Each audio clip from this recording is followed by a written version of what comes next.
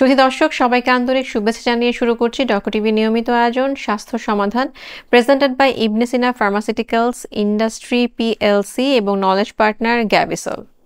আপনাদের সাথে রয়েছে আমি ডাক্তার তানিয়া রহমান মিতুল। দর্শক, আজ আমরা কথা বলবো কিশোরীর স্বাস্থ্য এবং নানা সমস্যার সমাধান নিয়ে।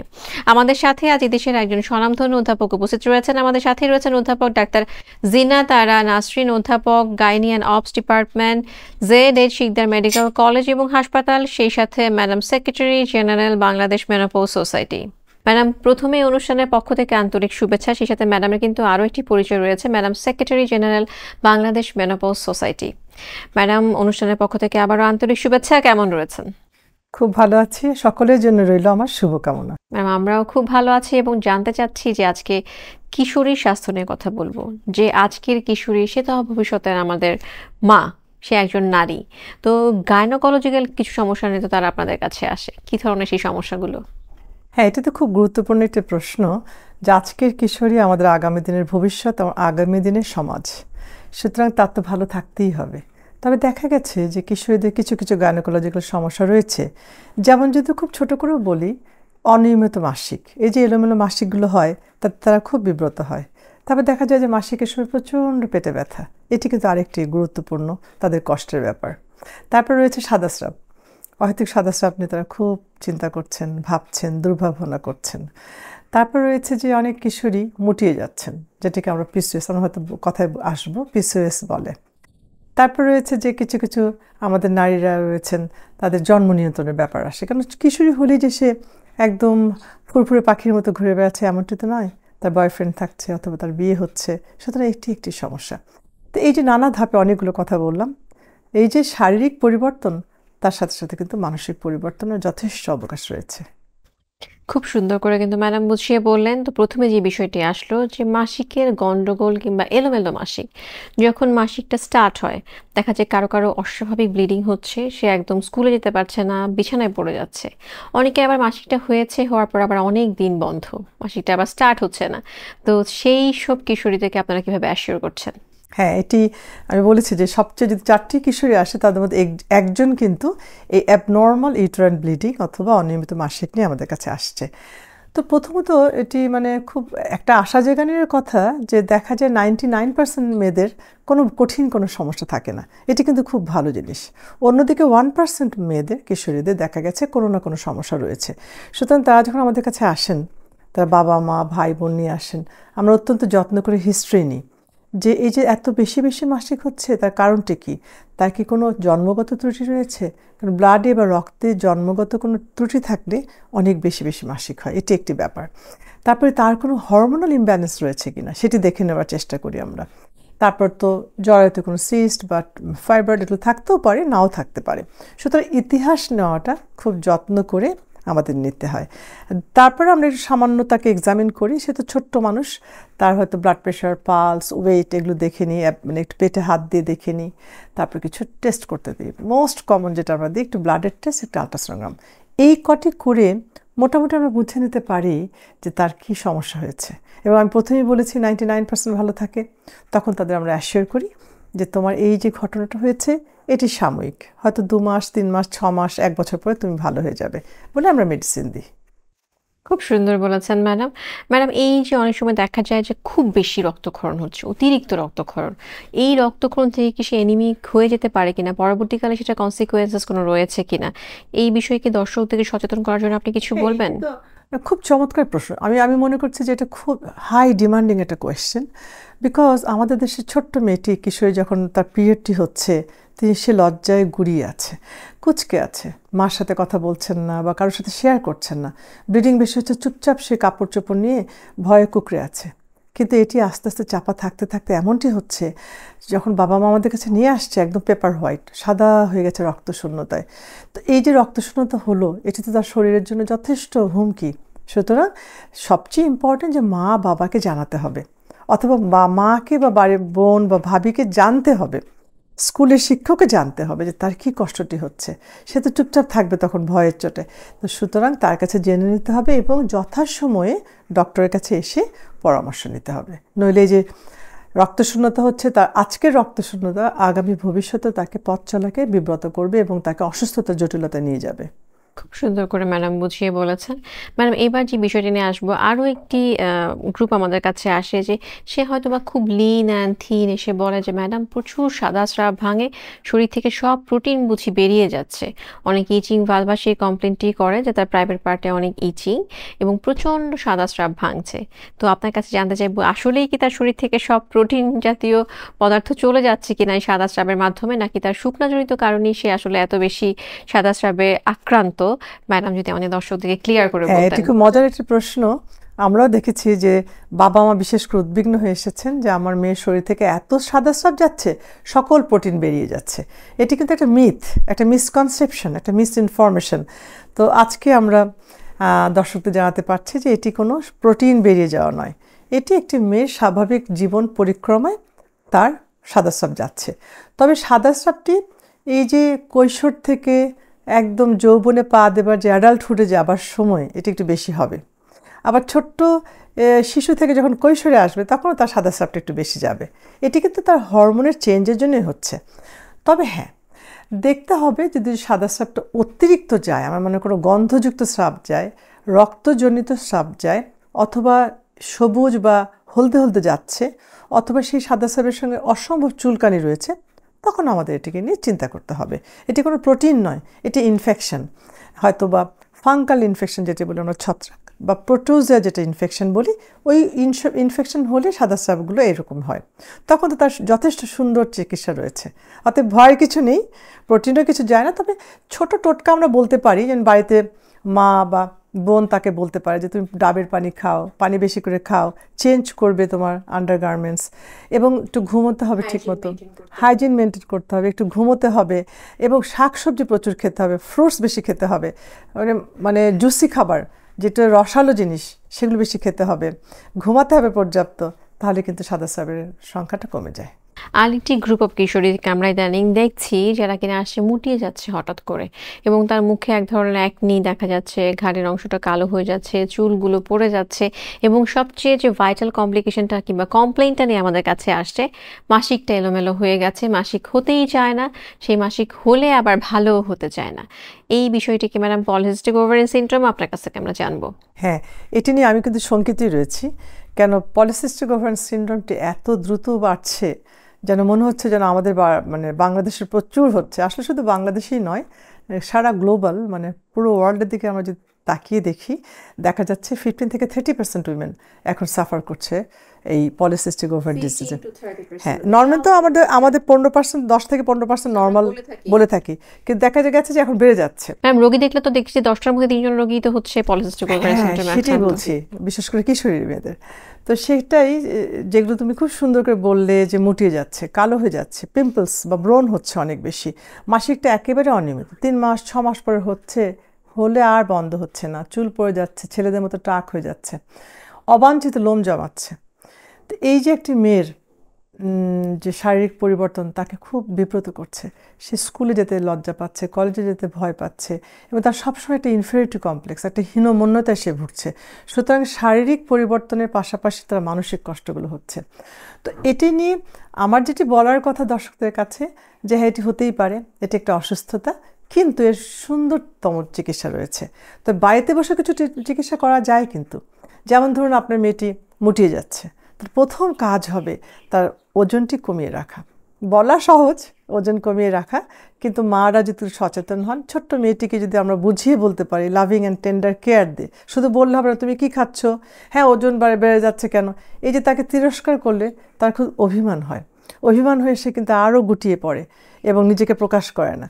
সুতরাং ওই সকল মেয়েদেরকে সুন্দর ফ্রেন্ডলি অ্যাটিটিউডে কথা বলে তাকে বুঝিয়ে বলতে হবে, তুমি মোটা হয়ে গেলে পরে ভবিষ্যতে অসুবিধা হবে, সুতরাং তোমাকে ওজন কমাতে হবে, খাওয়াটা একটু বুঝিয়ে দিতে হবে। একদম এটা খাবে না, ওটা খাবে না বললে তো তা হবে না, সে তো কিশোরী একটা মেয়ে, তার তো অনেক রকমের ডিমান্ড আছে। সুতরাং আমরা ওজন যদি কমিয়ে রাখতে পারি, দেখা গেছে যে ম্যাক্সিমাম মানে 10% ওজন কমাতে পারলেও আবার সেইগুলো ফেরত যায়, মানে তার কালো হয়ে যাওয়াটা, চুল পড়ে যাওয়াটা সব বন্ধ হয়ে যায়। সুতরাং এটি আমাদেরকে এনশিওর করতে হবে। আর তাছাড়া আমাদের কাছে তো এলে আমরা একটা ইতিহাস নিয়ে সুন্দর হরমোন করি, দেখে নিই কেমন আছে, তারপর আমাদের মেডিসিন আছে। সুতরাং ভয় পাবার কিছু নেই, মুটিয়ে যাচ্ছে, ওজন কমাতে হবে, সুন্দর করে শরীর চর্চা মেনটেন করতে হবে, ডায়েট কন্ট্রোল করতে হবে, শরীর চর্চা বা ব্যায়াম করতে হবে, যেটি বাড়িতে বসে করা যায়। এটি অনেক ওষুধের দামি দামি ওষুধ না খেয়ে এই ছোট্ট দুটো যদি আমরা ইনভেস্ট করি একটি মেয়ের কিশোরীর জন্য, তার কিন্তু পিসিওএস হবে না, বা হলেও সেটি ভালো হয়ে যাবে। খুব সুন্দর বলেছেন ম্যাডাম। আরেকটি বিষয় আমরা এখানে যেটা দেখি যে লিন পিসিও, সে শুকনা, অনেক সময় বলা যায় আমি তো অনেক, আমার ওজন কম, তারপরেও কেন আমার পিসিও, এই বিষয়ে কিছু বলবেন কি? হ্যাঁ, তাদের কিন্তু অনেক কথা বলার আছে। এমনি তারা গুগল সার্চ করে এসে বলে যে আমার মাসিকটি কেন অনিয়মিত, আমি কেন চুলটা পড়ে যাচ্ছে।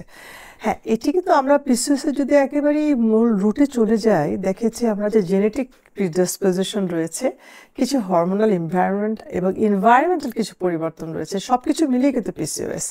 এবং এই যে শুকনো মেয়েটি, তার কিন্তু মোটা হওয়ার ভয় নেই, কালো হয়ে যাওয়ার ভয় নেই, কিন্তু তার মাসিকটা অনিয়মিত হবে, সেটির জন্য কিন্তু আমাদের চিকিৎসা রয়েছে। সুতরাং মানে আসল কথা হচ্ছে সচেতন হতে হবে, সচেতন হয়ে ডক্টরের কাছে আসতে হবে। আমরা তাদেরকে সুন্দর করে মেডিসিন দেবো। অনেক সময় জন্ম নিয়ন্ত্রণের বড়ি, অনেক সময় প্রোজেস্টেরন বলে একটি পিল আছে, সেগুলো দিলে খুব চমৎকারভাবে এটিকে জয় করা যায়। খুব সুন্দর ম্যাডাম। এই পর্যায়ে জানতে চাইবো যে মাসিকের সময় আরেকটি সমস্যা আমরা ফেস করি, যে প্রচন্ড ব্যথা, তীব্র ব্যথা, বাচ্চা স্কুলে যেতে পারছে না, হয়তো বা ঘর থেকে বলা হচ্ছে একটা প্যারাসিটামল খাও, তাকে বলা হচ্ছে এত ব্যথা কেন, মানে তেমন একটা গুরুত্ব সহকারে ব্যাপারটা দেখা হচ্ছে না। তো এর পিছনে কোনো গুরুতর কারণ থাকতে পারে কিনা? এটি তো আমার খুব মন ছুঁয়ে যাওয়া একটা প্রশ্ন। বিকজ এই যে একটি কিশোরী যখন প্রচণ্ড ব্যথা পাচ্ছে, আমরা অনেক সময় অবহেলা করছি, ভাবছে যে ও বেশি বেশি করছে, স্কুলে যাবে না বলে বলছে, দুষ্টামি করছে, কিন্তু তা তো নয়, তার ব্যথা হচ্ছে বলেই সে বলছে। এবং হ্যাঁ, কিছু বাবা মা নিয়ে আসছেন তাদেরকে, এটা তো আমাদের মানতেই হবে। তো দেখা যায় যে এই এই প্রচণ্ড ব্যথার পেছনে একটি অসুস্থতা রয়েছে, তাকে আমরা বলি এন্ডোমেট্রিওসিস। এটি একটি এমন অসুখ, যে অসুখে মেয়েরা মাসিকের সময় প্রচণ্ড ব্যথা হয়, মাসিক ভালো হয়ে যায়, ব্যথাটা আস্তে আস্তে কমে আসে। কিন্তু এটিকে আমাদের শক্ত হাতে প্রথম থেকেই চিকিৎসা করতে হবে, নইলে এন্ডোমেট্রিওসিস অনেক জটিলতার দিকে চলে যাবে। একটা চকলেট সিস্ট হয়ে যাবে, মানে সিস্টের মধ্যে কালো কালো পদার্থ থাকবে, এবং অনেক সময় সরি টু সে অনেক সময় বন্ধ্যাত্বের দিকেও নিয়ে যায়। সুতরাং যখন কিশোরী আমাদের বলবে যে তার পেটে ব্যথা হচ্ছে, তখন তাকে সঙ্গে সঙ্গে ডাক্তার দেখাতে হবে। কিছু না হলে তো ভালো কথা, আমরা একটা আল্ট্রাসাউন্ড করিয়ে দেখে নেব, যদি একটু সামান্য মানে ইনভেস্টিগেশন করবো, তাহলে তো খুবই ভালো। আর উল্টো দিকে আমি যেটি বলতে চাই বাবা মাকে, যে এই যে আমাদের একটু অবহেলা, মানে একটু রিল্যাক্টেন্ট ভাব, এতে কিন্তু দেখা গেছে এন্ডোমেট্রিওসিস ডায়াগনোসিস হতে শুরু থেকে 7 থেকে 8 বছর লেগে যায়, তখন অনেকটা এগিয়ে যায় অসুস্থতা। সেই জন্য যখন আমাদের সচেতন হতে হবে, ভয় পাওয়ার কিছু নেই, আমাদের বুঝতে হবে যে ব্যথা হচ্ছে নিশ্চয়ই কোনো কারণ আছে। তাছাড়া বাড়িতে ধরো এইসব মেয়েদের জন্য আমরা বলবো নিয়মিত ব্যায়াম করতে, ফ্রুটস খেতে, এরা খেতে চায় না, পানি খেতে, এরা খেতে চায় না, এবং শারীরিক ব্যায়াম করতে। আগেকার দিনে আমরা ছোটবেলায় খেলাধুলা করতাম, এগুলো করলে দেখা যায় যে শারীরিক কোনো অসুস্থতা কিন্তু সহজেই আক্রান্ত করতে পারে না বডিকে। খুব সুন্দর বলেছেন ম্যাডাম। এবার জানতে চাইবো যে আমরা অনেক সময় দেখি যে টিনেজ থাকতে থাকতেই বিয়ে হয়ে গেছে এবং টিনেজ প্রেগনেন্সিও হয়ে যাচ্ছে অনাকাঙ্ক্ষিত। সে হয়তো বা বাচ্চাটা নষ্ট করছে, করছে, পরবর্তীকালে তার কনসিকুয়েন্সেস অনেক কমপ্লিকেশন। তো ম্যাডাম, আপনি কি আমাদেরকে বলবেন কিনা যে এই টিনেজ অবস্থায় যাদের বিয়ে হয়ে গেছে অলরেডি, আমরা তো টিনেজ আসলে বিয়েটা আমরা চাই না, তো হয়ে গেছে, তার ক্ষেত্রে কন্ট্রাসেপশনটা কেমন হবে, কতটা জরুরি? এটি তো অত্যন্ত একটি সময় উপযোগী একটি প্রশ্ন। কারণ আমাদের বাংলাদেশে আমরা দেখতে পাচ্ছি এত আমরা স্লোগান দিচ্ছি যে 18-র আগে বিয়ে নয়, 20-এর আগে সন্তান নয়। সরকার থেকে আমরা বেসরকারিভাবে সকলে একসাথে আমরা সকল মহিলাদের জন্য একটি স্লোগান দিয়েছি। কিন্তু দিনের শেষে আমরা দেখতে পাই, বিশেষ করে প্রান্তিক জনগোষ্ঠীতে, যে দেখা যাচ্ছে 14 বছর 15 বছর তাদের বিয়ে হয়ে যাচ্ছে। আচ্ছা, বিয়ে তো হলো, তারপরে না হয় 4টা বছর অপেক্ষা করা যায়, লেখাপড়া করুক, ঘুরে বেড়াক, আনন্দ করুক, কিন্তু দেখা যাবে একেবারে বছর ঘুরতে না ঘুরতে তার কোল জুড়ে একটা সন্তান চলে এলো। কেননা সে কোনো জন্ম নিয়ন্ত্রণের ব্যবস্থা নিচ্ছে না, এবং তাদের ধারণা, বাড়িতে অবাক হতে হয় এখনো, আমার মনে হয় আমাদেরই দোষ, আমরা হয়তো সংবাদটি পৌঁছে দিতে পারছি না আমাদের জনগোষ্ঠীতে, যে পিল খেলে, জন্ম নিয়ন্ত্রণ করলে তার আর ভবিষ্যতে বাচ্চা হবে না, কখনোই বাচ্চা হবে না, কখনই সন্তান হবে না। এই যে একটি ভুল, একটি মানে কুসংস্কার রয়ে গেছে, একটি মিসকনসেপশন রয়েছে, এটিকে কিন্তু দূর করতে হবে। তো আমার মনে হয় আমাদের দোষ, আমরা হয়তো সুন্দর করে গুছিয়ে বলতে পারছি না আমাদের সাধারণের কাছে। আজকে ডক্টরস টিভি বা আমরা যে কথা বলছি, যদি আমাদের একজন কিশোরীও উপকৃত হন তাহলে আমাদের আজকের প্রোগ্রামটা সাকসেসফুল হবে। তো আমি বলবো যে হয়তো সন্তানদের বিয়ে করার জন্য বাবা মাকে যথেষ্ট উদ্যোগিত হবে, না এখন বিয়ে করা যাবে না, তুমি লেখাপড়া করো, কারণ তুমি তো আমাদের ভবিষ্যৎ নাগরিক। একটি সুস্থ, একটি সুন্দর, একটি মা মানে একটি কন্যা, সে যখন বড় হয়ে কন্যা থেকে নারীতে পরিণত হবে, সে তো একটি সুন্দর সন্তান দেবে, একটি সুন্দর ভবিষ্যৎ গড়বে। সুতরাং তার পিছনে ইনভেস্ট করাটা খুবই জরুরি। আমার মনে হয় সকল চাইতে সবচেয়ে ইম্পর্টেন্ট যে কিশোরীর জন্য আমাদের সবচেয়ে সময় দেওয়া, সবচেয়ে কথা বলা, তাকে জানানো, তার কেয়ার নেওয়া, কারণ সে হচ্ছে আমাদের আগামী দিনের নাগরিক, ভবিষ্যৎ। ভবিষ্যৎ। মানে এইবার আরেকটি বিষয় প্রশ্ন না করলেই নয়, সার্ভাইকাল ক্যান্সার কিংবা জ্বরের মুখের ক্যান্সারের টিকা দেওয়া হচ্ছে। কিশোরী মেয়েদেরকে সরকারের পক্ষ থেকে সেটি ফ্রি দেওয়া হচ্ছে, সেটি ডোজ কেমন হবে, তার কোনো সাইড ইফেক্ট আছে নাকি, এটা নিয়ে আমাদের মধ্যে নানান প্রশ্ন, অনেকে দিতে যাচ্ছেন না।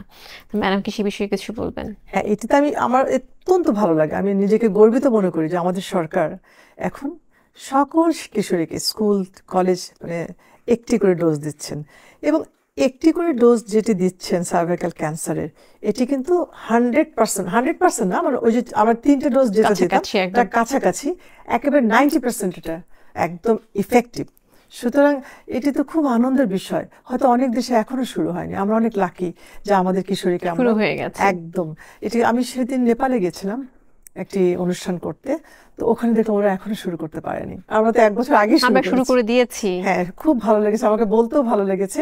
এবং এখন দেখছি মেয়েরা সচেতন হয়েছে, গুগল সার্চ বলি বা আমাদের ইয়ের সাইবারের এতে হোক, তারা জানছে এবং মা তারা শিশুর কন্যা সন্তানকে ভ্যাকসিনটা দিচ্ছে, একটি ডোজ এনাফ। তবে ভয় আছে, ভীতি আছে, এটা থাকবেই, তাই না? ওরা তো ছোট্ট মানুষ, একটি ইঞ্জেকশন নেবে, কিন্তু তাদেরকে বুঝিয়ে বলতে হবে।